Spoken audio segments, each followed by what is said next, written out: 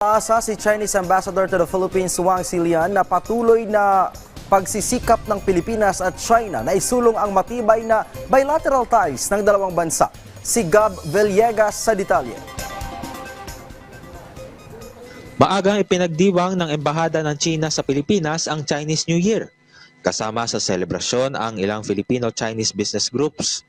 Present rin sa pagdiriwang ang ilang opisyal ng pamahalaan at mga miyembro ng diplomatic corps.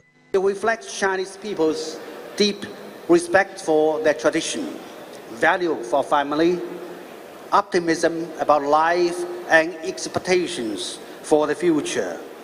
These are not only deep-rooted principles that have allowed the Chinese civilization to survive and thrive for 5,000 years, but also the inexhaustible driving force for the Chinese nation's efforts to renew and revitalize itself in a new era.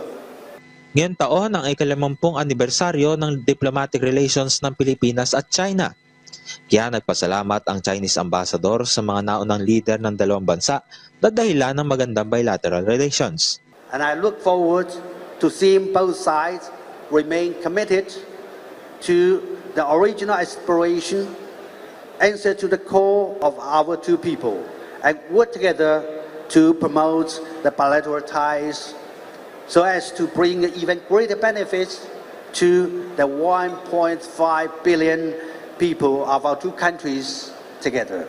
Nagpaabot naman ng pagbati sina First Lady Liza Araneta Marcos at Vice President Sara Duterte sa pamamagitan ng video message. Umaasa ang unang ginang at ang pangalawang pangulo na lalo pang mapatibay ang relasyon ng Pilipinas at China. Dekada 70 na magsimula na maging normal ang relasyon sa pagitan ng Pilipinas at People's Republic of China. Panahon niya ni dating Pangulong Ferdinand A. Marcos Sr. Naging malaki rin ang ambag ni former First Lady Imelda Marcos sa gumandang relasyon ng Manila at Beijing.